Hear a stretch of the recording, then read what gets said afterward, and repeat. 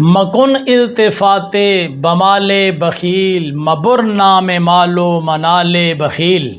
جی آئیے دیکھیے، مکن اس کا معنی ہے نہ کر، التفات، التفات کا معنی ہے توجہ، اور التفات اس کے ساتھ جب جو یہ لگی ہے نا، اس یہ کا معنی ہے کچھ بھی، ذرا بھی، ہلکی سی بھی۔ مکن نہ کر، التفات کچھ بھی توجہ، بمال، با کا معنی ہے کی طرف، اور مال کہتے ہیں مال، اور بخیل معنی کنجوس۔ تو کیا کہتے ہیں کہ کنجوس کے مال کی طرف ذرا بھی توجہ نہ کر، مبر نہ لے، بردن لینا، برد مضارع، اس کا امر بنا بر اور اس کے اوپر میم لگی تو نہج بن گئی، کیا معنی؟ مبر نہ لے، کیا نہ لے؟ نام مالو منال بخیل، نام معنی نام، مالو منال مال و دولت، اور بخیل معنی کنجوس۔ اب ترجمہ کیا بنے گا؟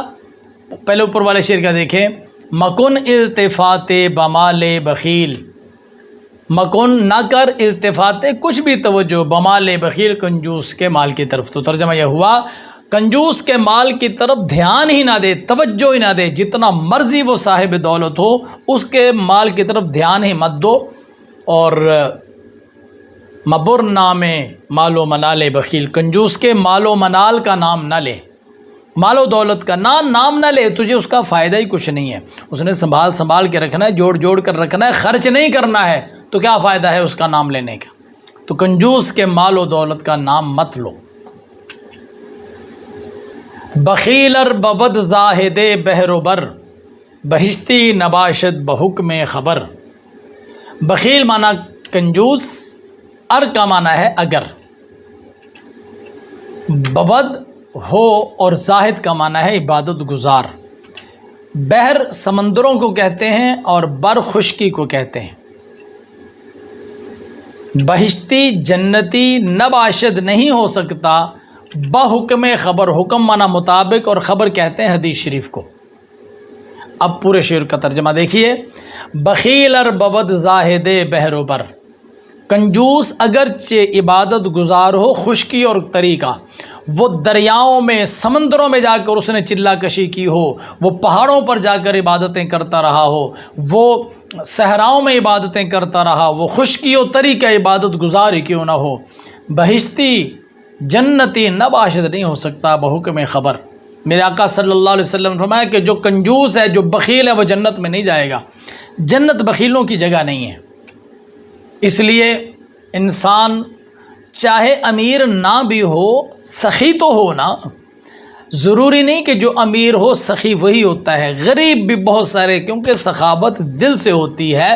آپ کے پاس 10 روپے ہیں، آپ نے اس میں سے 1 روپیہ اللہ کی راہ میں خرچ کر دیا ہے، آپ بالکل اس آدمی کے برابر ہیں جس کے پاس 10 کروڑ تھا، اس نے اس میں سے 1 کروڑ اللہ کی راہ میں خرچ کیا ہے، تناسب برابر ہے۔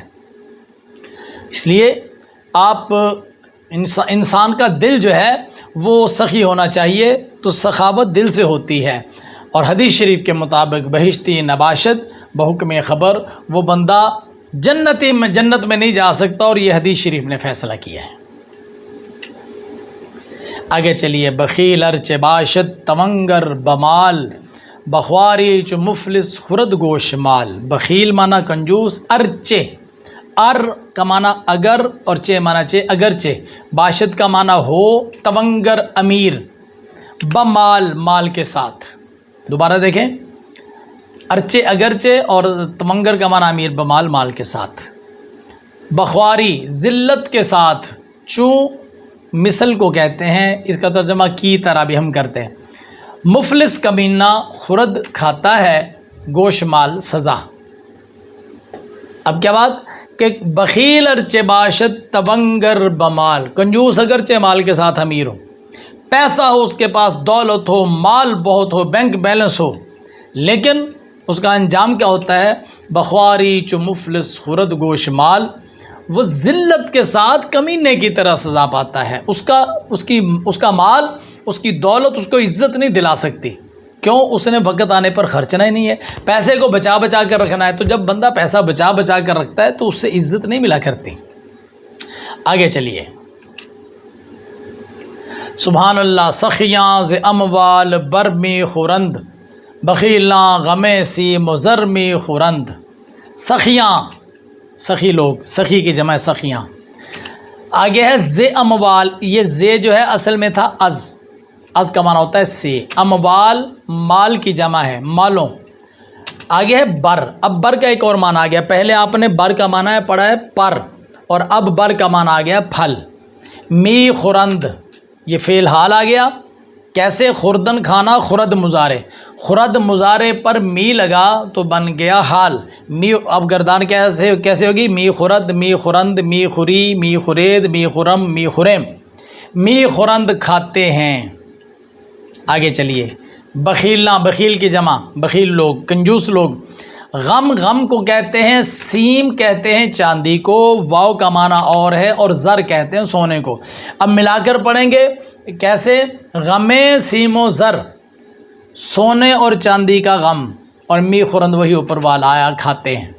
پورے شعر کا ترجمہ ہوگا سخی لوگ مال سے پھل کھاتے ہیں. سخی کے پاس مال ہے نا، اس نے خرچ کیا کیلے کھا لیے. سخی کے پاس مال ہے، اس نے خرچ کر دیا امرود کھا لیا. اس نے خرچ کیا جناب فروٹ ہر طرح کا کھا لیا، سیب کھائے اس نے، انگور کھائے، انار کھائے. اور کنجوس، اس کی جیب میں پیسہ ہے، کبھی سوچے گا مجھے مالٹے لینے چاہیے، نہیں لینے چاہیے.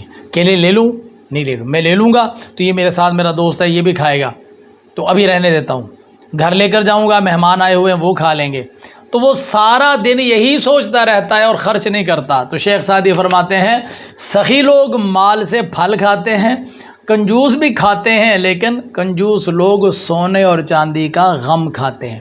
یہ غم ہی کھاتے رہتے ہیں، ان کے لیے ان کے نصیب میں اور کچھ نہیں ہوتا. اللہ کرے ہماری طبیعتوں میں سخاوت آئے. پیسہ ہو نہ ہو، دولت ہو نہ ہو، لیکن طبیعت کا بندہ سخی ہونا چاہیے. اور سخی بندہ جو اپنے مال سے پھل کھا جاتا ہے، جو کنجوس ہوتا ہے وہ جمع کرتا رہتا ہے اور اپنے مال کا غم کھاتا رہتا ہے. اللہ کریم ہمیں سخیوں میں شامل فرمائے، کیونکہ سخی اللہ کے دوست ہوتے ہیں. السلام علیکم ورحمۃ اللہ وبرکاتہ.